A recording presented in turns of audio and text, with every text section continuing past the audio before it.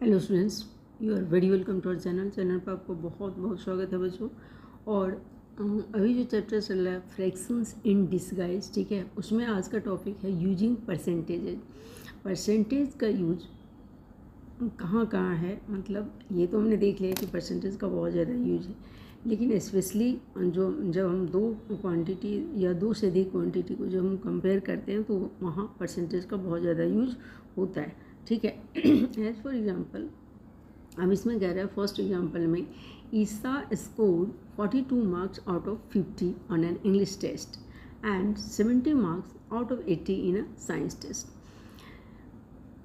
Since she lost only 8 marks in English but 10 marks in science, she thinks she has done better at English. Rima does not agree. She asks that since Isa has scored more marks in science, she has done better at science. Vishu thinks we cannot compare the scores because the maximum marks are different. Who do you think is correct? अब कह रहे हैं कि कौन इसमें सही सोच रहा है। तो सबसे सही कौन सोच रहा है इसमें? ये क्या कह रही है कि इसको कितना आया, 42 आया 50 में। इंग्लिश के टेस्ट में उसने पेपर कितने का दिया था, 50 का, आया कितना, 42, ठीक है। साइंस के टेस्ट में उसने 80 का पेपर दिया और आया उसको 70। 10 मार्क्स साइंस में कटा और 8 मार्क्स इंग्लिश में कटा, ठीक है। She thinks she has done better at English. अब वो सोच रही कि मैं इंग्लिश में ज़्यादा अच्छी हूँ क्योंकि मुझे इंग्लिश में 8 मार्क्स ही कटा, ठीक है, और साइंस में मुझे कितना कट गया, 10 मार्क्स कट गया, ठीक है। तो अब she thinks has done better in English. Reema does not agree. She outs that since Isa has scored more marks in science. अब ईसा क्या कह रही, साइंस में उसको ज़्यादा मार्क्स आया इसलिए साइंस में ज़्यादा अच्छी है। She has done better at science. Science में कितना आया, साइंस में आएगा उसको 70, तो साइंस अच्छा हो गया, ठीक है। अब we thinks we can not compare the scores because, तो सबसे सही कौन बोल रहा है इसमें, विशु बोल रहा है कि ये देखना होगा कि मैक्सिमम मार्क्स कितना था, उसके बेस पे हम कह सकते हैं कि किस में तुम अच्छे हो। जिसमें परसेंटेज अच्छा होगा वो उसमें वो अच्छा मानी जाएगी, ठीक है। तो यही इसमें कह रहा है मेन कि कितना में कितना है ये देखना बहुत ज़रूरी है। जैसे तो अब इसको इस तरह से समझा रहा है, if the maximum marks are the same the comparison becomes easier, is not it. For these kinds of comparisons, we need to convert both values to percentages. मतलब क्या कह रहा है कि यदि मार्क्स सेम हो, जैसे मान लो हमने 5 पेपर्स दिए, सारे 100 का दिए, तब तो इसमें कुछ करना ही नहीं है, जिसमें मार्क्स ज़्यादा आया तो माना जाएगा आप इसमें अच्छे हो। लेकिन जब मार्क्स मैक्सिमम मार्क्स डिफरेंट हो, कितने का आपने पेपर दिया ये सबका अलग अलग हो, तो वहाँ हमें परसेंटेज की ज़रूरत पड़ती है, तभी हम बता सकते हैं कि किस में आप बेटर हो। तो अब इसमें कह रहा है English score as a percentage. Percentage क्या आएगा, परसेंटेज का मतलब क्या होता है, 100 में कितना, और आया कितना है 50 में 42, तो उसको हम कैसे लिखते हैं, 42/50 इंटू 100, तो क्या 84%। और इसमें सिमिलरली सेम वही प्रोसेस करेंगे तो इसमें आ जाएगा 87.5%। तो so she is better in science, not English. The science score is higher than the English score. So we can conclude that Isa has scored better on the science test. Science test में वो अच्छा लगा, ये हम कहेंगे, क्योंकि उसमें 80 में 10 मार्क्स लॉस किया उसने, लेकिन इंग्लिश में उसने 50 में ही 8 मार्क्स लॉस कर दिया, ठीक है। इसलिए वो बेटर किस में मानी जाएगी, साइंस में मानी जाएगी। अब नेक्स्ट एग्जाम्पल में है Madhu and Madhav recently learned about the importance of reading labels on proceed food before purchase. They are at the shop to buy badam drink mix. They are looking at 2 products and wondering which has a larger share of बादाम। Can you figure it out? आप figure में देख सकते हो, जो 2 figure है, ठीक है, किसमें क्या कितना है। Which product uses smaller proportion of food chemicals? किसमें फूड केमिकल्स क्या है, कम है, ये भी देखना है आपको। फर्स्ट, बादाम किसमें ज़्यादा है और फूड केमिकल्स किसमें कम है, ये फाइंड करना है। It is easier to compare the proportions of the ingredients if we convert them into percentage.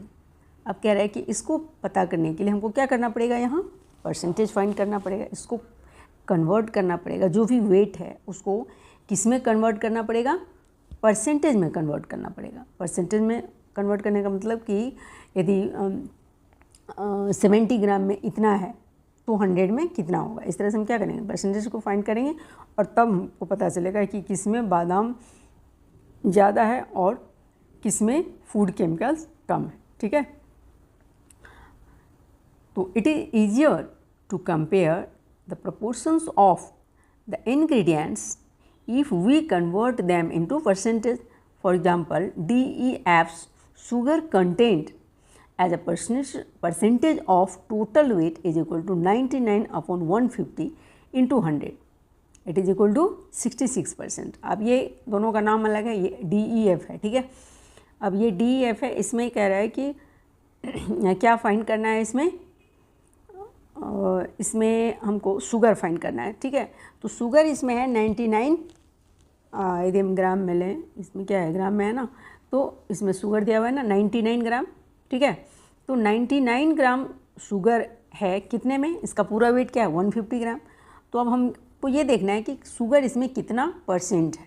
तो शुगर हमने देखा क्या 99 अपॉन 150 इंटू 100, तो ये क्या हो गया 66% हो गया, ठीक है। तो एक चीज़ हमने इसमें फाइंड किया क्या कि इसमें जो शुगर है वो कितना है 66%, ठीक है। अब इसको देख के अब ये कह रहा है कि जो परचेज किया है तो वो रिसेंटली उसने ये इस बात को समझा है कि कोई भी जब हम सामान खरीदते हैं तो हमको उसके इंग्रेडिएंट्स में क्या कितना है ये देखना चाहिए, ठीक है। तो अब वो हर चीज़ में देखता है कि इसमें कितना ग्राम शुगर है, कितना फूड केमिकल है, ये सब करके अब ये जो भी चीज़ में है ये टेबल में आपको लिखना है फाइंड करके। अब ये कह रहा है शुगर, ठीक है। तो शुगर तो हमने देख लिया कितना DEF में कितना था 66%, ठीक है। अब जो भी बाकी है वो हमको फाइंड करके इसमें लिखना होगा, ठीक है।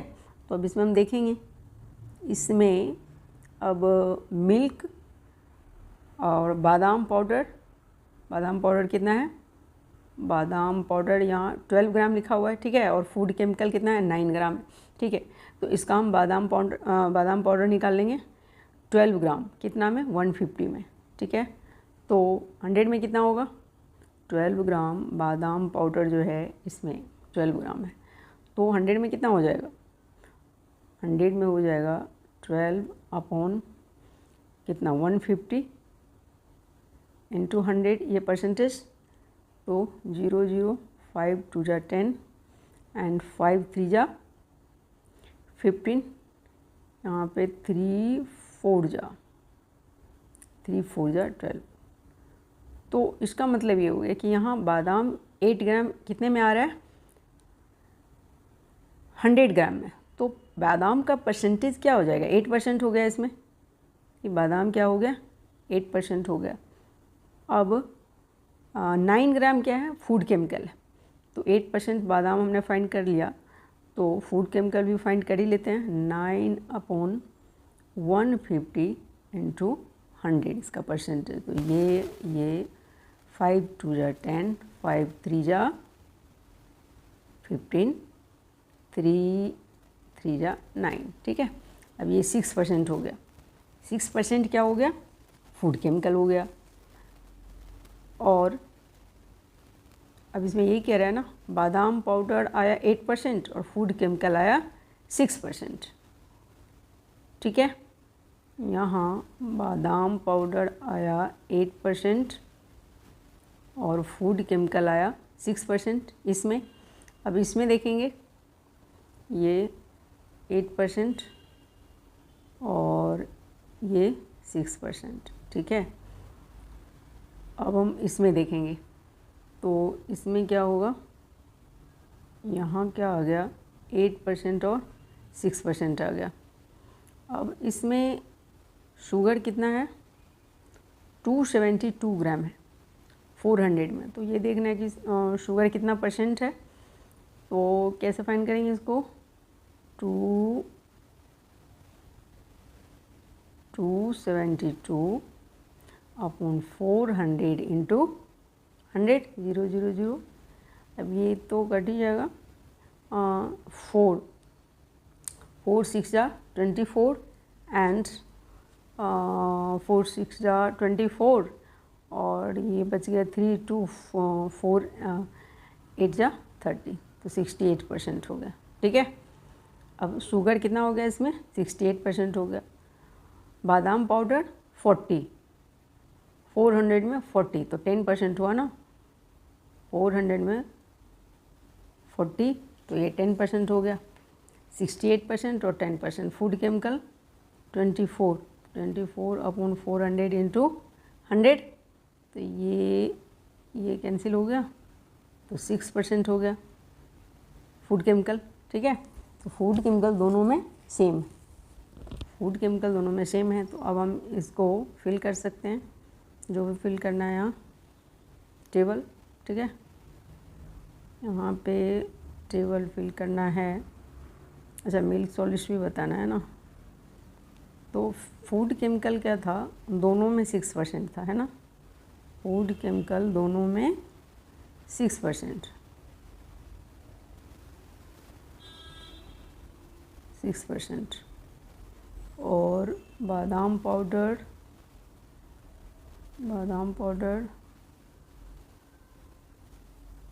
इसमें एक में 8% और एक में कितना था 9%। ठीक है, और शुगर कितना था इसमें 68%। तो अब बस मिल्क सॉलिड रह गया। तो अब हम मिल्क सॉलिड देखेंगे। तो मिल्क सॉलिड कैसे फाइंड करेंगे, इसमें हम मिल्क सॉलिड कितना है, इसमें मिल्क सॉलिड है 30 ग्राम। ठीक है, तो इसको 30, इसमें 30 ग्राम और इसमें 64 ग्राम। तो कैसे निकालेंगे, 30 अपॉन 150 इंटू 100, ये कैंसिल, 5 2 जा 10, 5 3 10, ये हो गया 20%। और इसमें कितना हो गया, ये 64 अपॉन 400 इंटू 100, ये कैंसिल हो गया 16। ठीक है, तो 16% हो गया। तो 16% इसमें मिल्क सॉलिड और पहले वाले में 20%। ठीक है, तो इसमें हम यहाँ देख रहे हैं। तो अभी हमने क्या फाइंड किया है, यहाँ ये हो गया शुगर, इसमें कितना था 68%। ठीक है, इसमें 68% और मिल्क सॉलिड इसमें था 20% और इसमें 16%। ठीक है, तो इसमें कम हो गया। बादाम पाउडर इसमें 8% और इसमें 9% एंड फूड केमिकल दोनों में 6%। ठीक है, यही हमने फाइंड किया। ठीक है, तो ये हो गया। अब कह रहा है check if the percentage of each product add up to 100, percentage increase और डिक्रीज। परसेंटेज जैसे कोई क्वेश्चन ऐसा होता है कि कितना परसेंट इंक्रीज कर गया या कितना परसेंट डिक्रीज कर गया, ये आपको इसमें देखना है। Percentages are often used to describe the rate of change of quantities. For example, suppose the price of 1 kg tomatoes 3 years ago was ₹30। ठीक है, 1 kg टोमेटो का प्राइस 3 years ago क्या था, 30 रुपीज़ था। And the price now is 42 rupees. The increase in the price is 12। अब कह रहा है कि 3 years पहले 3 रुपीज़ में 1 kg टोमेटो मिलता था, अब 1 kg टोमेटो 42 रुपीज़ में मिलता है, मतलब तो जो प्राइस है टोमेटो का वो इंक्रीज कितना कर गया, 12 रुपीज़ कर गया, कितना 1 kg में, ठीक है। तो कह रहा है कि percentage increase is equal to amount of increase upon original amount और बेस इनटू 100, यानी कि इसको रटना नहीं है कि इसका जो फॉर्मूला होता है वो percentage increase is equal to amount of increase, या फिर कहीं पे इसको याद करने में कहीं गलती हो गई तो लिख देंगे यहाँ पे amount of increase percentage increase की जगह, और परसेंटेज अमाउंट ऑफ इंक्रीज की जगह लिख देंगे परसेंटेज। तो इसको समझना है कि ये कैसे आया। अब कह देखिए परसेंटेज इंक्रीज क्या होगा भाई, 42 में 30 में बढ़ा कितना, 30 जब प्राइस था तो उसमें बढ़ गया कितना 12, तो 100 यदि रहता तो कितना बढ़ जाता, वही हो गया परसेंटेज इंक्रीज। तो हमेशा कॉस्ट प्राइस पे लिया जाता है, कॉस्ट प्राइस यानी कि ये तो सेलिंग प्राइस और कॉस्ट प्राइस हो गया जब हम कोई चीज़ खरीदते हैं और बेचते हैं, तो उस केस में हो गया। यहाँ पे भी क्या लेना है हमको, पहले वाला जो पहले था वो लेना है, पहले था वो लेना है। पहले हम कोई चीज़ खरीदते हैं फिर बेचते हैं। यदि जब प्रॉफिट लॉस की बात होती है तो मतलब ये होता है कि हम कोई चीज़ बेचे या सेल किए तो उसमें हमको कितना प्राइस, या तो बनाए हम तो बनाने में कितना पड़ा, या खरीदे तो कितने में खरीदे। तो मतलब पहले क्या हो जाएगा, पहले हम खरीदेंगे तभी बेचेंगे। तो इसमें हमेशा ये ध्यान रखना होगा जो पहले वाला है वो मेन होगा। जैसे कि यहाँ पहले क्या था 30, तो उसमें बढ़ेगा, तो यहाँ 12/30 इंटू 100, तो यहाँ 40% हो गया। तो परसेंटेज इंक्रीज कितना हो गया, 40% हो गया। मतलब ये कि 30 में कितना बढ़ा, 12 बढ़ा, तो 100 में कितना बढ़ेगा, 30 में 12 तो कैसे लिखेंगे 12/30 इंटू 100, तो 40% इसका जो परसेंटेज इंक्रीज है वो कितना है 40%। We say the price of tomato increased by 40% over the last 3 years। तो हम ये कह सकते हैं कि लास्ट 3 years में जो टोमेटो का प्राइस था वो कितना परसेंट बढ़ गया, 40% इंक्रीज कर गया, ठीक है। तो एग्जाम्पल सेकेंड में है the average footfall in this theatre before Covid was 160, now it is just 100, the decrease in the footfall is 60। तो अब क्या करना है, परसेंटेज फाइंड करना है। क्या कह रहा है कि एक थिएटर है जहाँ एवरेज फुटफॉल कोविड से पहले जो लोग जितने लोग आते जाते थे वो जो एवरेज नंबर ऑफ पीपल्स होता है उसी को क्या बोलते हैं, फुटफॉल। तो एवरेज जो फुटफॉल था कब, कोविड से पहले वो 160 लोग, मतलब 160 लोग वहाँ आते थे, ठीक है। नाउ इट इज़ जस्ट 100, अब बस 100 लोग यहाँ आते हैं। तो decrease in the footfall, decrease कितना हुआ, पहले आते थे 160 लोग, अब कितने लोग आते हैं 100 लोग, तो डिक्रीज कितना हो गया 60। अब हमको क्या फाइंड करना है, परसेंटेज डिक्रीज। तो परसेंटेज डिक्रीज कैसे फाइंड करेंगे भाई, 160 में डिक्रीज कितना हो गया 60, तो 100 में कितना होगा, तो 160 में 60 को कैसे लिखेंगे, 60/160, एंड फाइंड करना है 100 में तो इंटू 100, ठीक है। अब ये 0 0 कैंसिल हो जाएगा, ये 16 हो गया, ये 6 हो गया, तो ये 2 से करेंगे तो 8 5, और फिर ये हो गया 2 से 4 और 3, तो 5 3 क्या हो जाएगा, यहाँ पे इसको जब हम सॉल्व करेंगे तो क्या आएगा 37.5 आएगा। कैसे आएगा, तो क्या करना है 60/160 और इंटू 100, तो ये और ये कैंसिल हो गया, ठीक है। अब ये 2 से करेंगे तो ये यहाँ 8 हो जाएगा और यहाँ 5, अब फिर 8, तो 4 से तो हो जाएगा, 4 2 जा 8 एंड 15 4 जा 60। अब तो होगा नहीं, तो क्या हो गया 15 5 जा क्या होता है, 15 5 जा 75, 75/2, तो ये आ जाएगा 2 3 जा 6 एंड 2 7 जा 14, ठीक है, 1 तो 5, तो आ गया ना यही 37.5%। सो वी से the footfall in this theatre post Covid has decrease by 37.5%। तो कोविड से पहले और कोविड के बाद में जो डिक्रीज मतलब ये हुआ, डिक्रीज हुआ नंबर ऑफ पीपल का, नहीं फुटफॉल का, वो कितना हुआ 37.5% हो गया, ठीक है। तो परसेंटेज डिक्रीज हम इस तरह से फाइंड करेंगे। अब एग्जाम्पल 3 में कह रहा है do the following two statements mean the same thing. जो नीचे दो स्टेटमेंट्स दिए हुए क्या दोनों का सेम मीनिंग है? तो स्टेटमेंट फर्स्ट है the population of this state in 1991 is 165% of that in 1961।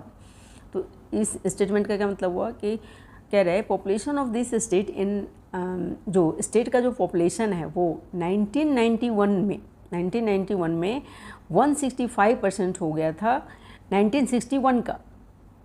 मतलब 1961 में जो भी पॉपुलेशन था वो बढ़ के 1991 में 165% हो गया था। तो यहाँ 165% यानी कि 100% तो वही पॉपुलेशन हो गया और बढ़ा कितना? तो 65% बढ़ा। वो बढ़ के इतना हो गया, यानी कि ये बढ़ा नहीं इतना, बढ़ा कितना? 100% तो जितना रहेगा उसको बोलेंगे कि 100% उतना का उतना ही रहा, लेकिन वो बढ़ के हो गया 165%। तो जो इंक्रीज हुआ वो 65% ही हुआ। तो सेकेंड स्टेटमेंट में कह रहा है the population of this state has increased by 65% from 1961 to 1991। तो दोनों स्टेटमेंट क्या है? सेम है। फर्स्ट स्टेटमेंट में ये कह रहा है कि 1961 से 1991 में जो पॉपुलेशन था स्टेट का वो बढ़ के कितना हो गया? 165% हो गया। और सेकेंड स्टेटमेंट में कह रहा है कि 1961 से 1991 में जो पॉपुलेशन बढ़ा वो 65% बढ़ा। तो सेम चीज़ है, वो 100% से 165% हो गया और ये कह रहा है कि 65% बढ़ गया। तो दोनों एक ही बात है। So answer is yes, both mean the same. दोनों स्टेटमेंट का मतलब सेम है। Suppose P is the population of the state in 1961 and Q is the population of the state in 1991। 1991 के पॉपुलेशन को इसने Q माना और 61 के पॉपुलेशन को P माना। तो आप देखते हैं दोनों में रिलेशन कैसे क्रिएट होगा। Statement A implies Q is equal to 165% of P। अब क्वेश्चन क्या कह रहा है? स्टेटमेंट A में क्या कह रहा है कि Q जो है वो कितना हो गया? 165% ऑफ P हो गया 1961 से 1991 में। तो Q इज इक्वल टू कितना हो जाएगा? 165 अपॉन 100 इंटू P। तो इसका वैल्यू क्या आ जाएगा? 165 अपॉन 100। तो इसको डिवाइड करेंगे तो 2 डिजिट के बाद पॉइंट होगा, तो 1.65 into P, 1.65 P। And statement B क्या कह रहा है? Q is equal to B plus 65% of P। अब कह रहा है Q में क्या कह रहा है कि 65% इंक्रीज हो गया।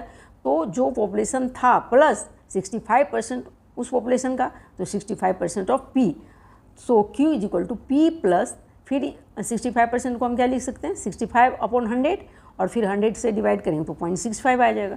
तो 0.65 into P। So P plus 0.65 P is equal to 1.65 P। तो दोनों का वैल्यू क्या आ रहा है? सेम आ रहा है। तो दोनों स्टेटमेंट क्या है? सेम है। In other words the population of the state in 1991 is 1.65 times that in 1961।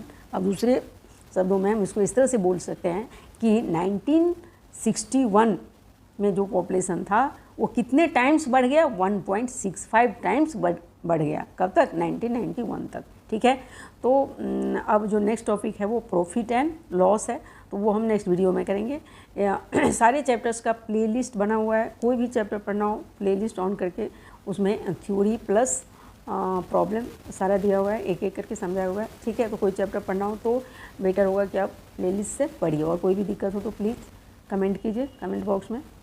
And like share and subscribe the video. Thank you.